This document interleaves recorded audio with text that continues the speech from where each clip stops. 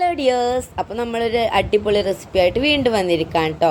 സാധനം കണ്ടപ്പോൾ തന്നെ മനസ്സിലായിരിക്കും, ഇടിച്ചക്ക എന്ന് എല്ലായിടത്തും എന്താ പറയാമെന്ന് എനിക്കറിയില്ല. നമ്മുടെ ചക്കയുടെ ഇളയ രൂപമാണ് കേട്ടോ. ഇപ്പം ഈ ഒരു വർഷത്തെ ആദ്യത്തെ ഇടിച്ചക്കയാണ് ഇത്. വീട്ടിൽ നിന്ന് ഉമ്മിച്ച് കൊടുത്തയച്ചതാണ്.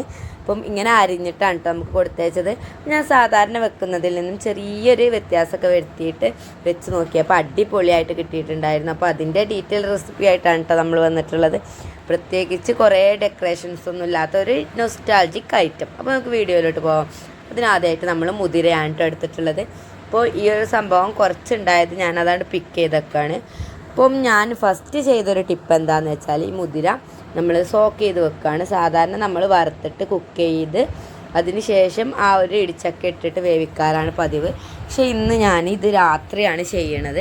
തലേന്ന് രാത്രി നന്നായിട്ടൊന്ന് വറുത്തെടുക്കുകയാണ്.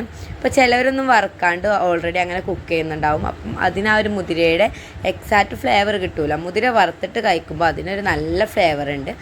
ആ ഒരു വറുത്ത സ്മെല്ലും വറുത്തൊരു രുചിയൊക്കെ അടിപൊളിയാണ് കേട്ടോ. അപ്പോൾ അതിന് വേണ്ടിയിട്ട് എനിക്ക് വറുത്ത് കിട്ടും വേണം, എന്നാൽ പെട്ടെന്ന് കുക്കാവാനും വേണ്ടി സോക്ക് ചെയ്യും വേണം, പുതിർത്തി വെക്കുക കൂടി വേണം. അതാണ് കേട്ടോ. അപ്പോൾ നമ്മൾ വറുവായ മുതിര വെള്ളത്തിലിട്ട് വെക്കുകയാണ്. ഇത് തലേന്ന് ചെയ്ത് വെക്കണത് എളുപ്പത്തിൽ നമുക്ക് പിറ്റേന്ന് കുക്ക് ചെയ്യാൻ വേണ്ടിയിട്ട് ഹെൽപ്പ് ചെയ്യും. നമുക്ക് ഒരുമിച്ച് ഇട്ടിട്ടാണ്ട് കൂക്കിച്ചെടുത്താൽ മതി കേട്ടോ. അപ്പോൾ നമ്മളിത് അടച്ചട വെച്ചിട്ടുണ്ട്. അതിന് ശേഷം പിറ്റേന്ന് നമ്മൾ ഇടിച്ചൊക്കെ വെക്കാൻ നോക്കുമ്പോൾ ഫ്രിഡ്ജിലുണ്ട് ഒരു ഈ ഇണ്ണിക്കാമ്പ് എന്നൊക്കെ പറയുന്ന സംഭവമല്ലേ, വായൻ്റെ ഇടയിൽ വായ പൊളിച്ചിട്ട് കിട്ടുന്ന ഇണ്ണിക്കാമ്പ് എന്നൊക്കെ പറയൂ കേട്ടോ. ആ ഒരു ഐറ്റം കൂടി ഉണ്ടായിരുന്നു. അപ്പോൾ ഞാൻ ഈ മുതിരൻ്റെ കൂടെ നല്ലൊരു കോമ്പിനേഷൻ ആയതുകൊണ്ട് തന്നെ അതുകൂടിയും കട്ട് ചെയ്തിട്ടു. പിന്നെ ഫസ്റ്റായിട്ട് കിട്ടുന്ന ഇടിച്ചക്ക ആയതുകൊണ്ട് തികയൂല എന്നുള്ളൊരു പേടി ഉണ്ടായിരുന്നു. അതുകൊണ്ടാണ് കേട്ടോ ഇതുകൂടി മിക്സ് ആക്കിയത്.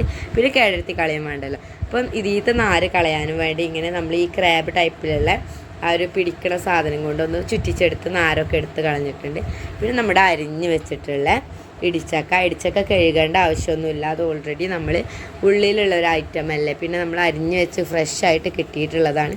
ഉമ്മച്ചി അരിഞ്ഞതുകൊണ്ടാണ് ഇത്ര കുനുകുനുവായിട്ടുള്ളത്. സാധാരണ ഞാനൊക്കെ അരിയുമ്പോൾ പല സൈസിൽ വലുപ്പത്തിലൊക്കെയാണ്. ഇത് അരിഞ്ഞ് കിട്ടിയതുകൊണ്ട് തന്നെ പകുതി പണി എളുപ്പമായി. ഇങ്ങനെ ഒരാൾ അരിഞ്ഞ് തരാണ്ടായാൽ തന്നെ വേറൊരു പണിയില്ല അല്ലേ. ഇത് അരിയലൊരു പണിയാണ്. ജസ്റ്റ് നമ്മൾ കുക്ക് ചെയ്ത് കണ്ട് അരിഞ്ഞാലൊന്നും ഈ ഒരു ഫിനിഷിങ് കിട്ടൂല. അപ്പോൾ നമ്മളിത് കൂടി എടുത്തിട്ടുണ്ട്. അതിനുശേഷം നമ്മൾ ഇന്നലെ സോക്ക് ചെയ്ത് വെച്ചിട്ടുള്ള മുതിരയാണ് കേട്ടോ എടുക്കുന്നത്. ഇത് നന്നായിട്ട് പൊതിർന്ന് വന്നിട്ടുണ്ട്. ഞാനൊന്ന് വാഷ് ചെയ്ത് ഇതിൻ്റെ കല്ലൊക്കെ അരിച്ച് മാറ്റിയിട്ടുണ്ട് കേട്ടോ. കല്ല് അരിച്ച് മാറ്റാൻ ഈ പൊതിർന്ന മുതിരയെന്ന് എളുപ്പമാണ്. കാരണം ഇതൊക്കെ നന്നായിട്ട് സോഫ്റ്റായിട്ട് നിൽക്കുകയാണ്. അപ്പോൾ കല്ല് അടിയിൽ ഹാർഡായിട്ട് താഴെ കിടക്കുന്നുണ്ടാവും. അപ്പോൾ നമ്മളിതിങ്ങനെ വെള്ളത്തിലിങ്ങനെ കൈയിട്ടൊന്നിങ്ങനെ ഒലുമ്പിയിട്ട് മേലെ നിന്ന് ഇങ്ങനെ വാരിയെടുത്താൽ മതി. അപ്പോൾ അടിയിൽ കല്ല് ബാക്കിയായിട്ടുണ്ടാവും കേട്ടോ.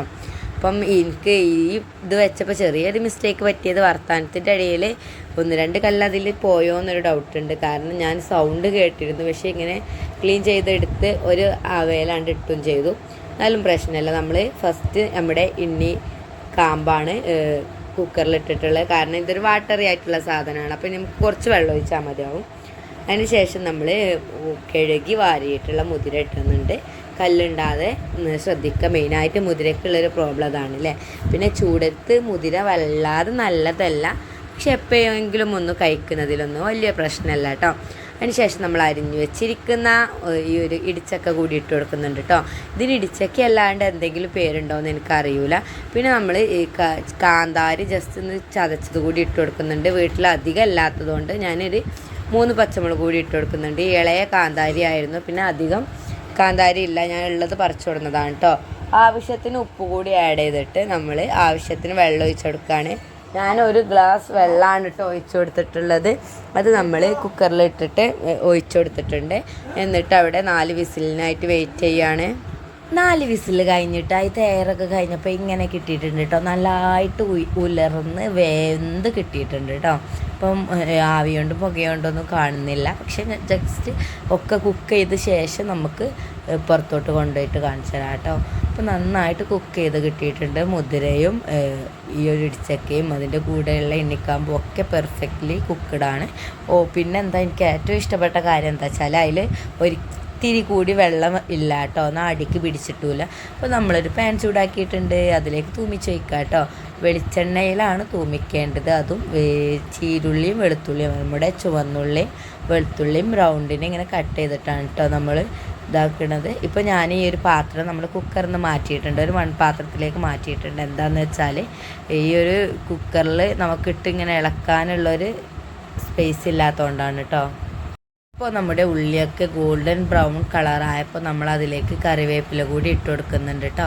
നിങ്ങളുടെ കയ്യിൽ ചുവന്ന മുളക് ഉണ്ടെങ്കിൽ നിങ്ങളിപ്പോൾ ഇട്ട് കൊടുത്തോളൂ. എൻ്റെ കയ്യിലില്ലാത്തത് കൊണ്ട് ആ ഒരു ഫ്ലേവർ കിട്ടാനായിട്ട് ഞാനൊരു 1/4 ടീസ്പൂണിലധികം ചുവന്ന മുളക് പൊടി ഇട്ട് കൊടുത്തിട്ടുണ്ട്. അപ്പം ഒരു എരിവും കിട്ടും, നമ്മുടെ എണ്ണയിൽ വറുത്തിട്ടുള്ള ചുവന്ന മുളകിൻ്റെ ഒരു ഫ്ലേവറും കിട്ടും കേട്ടോ.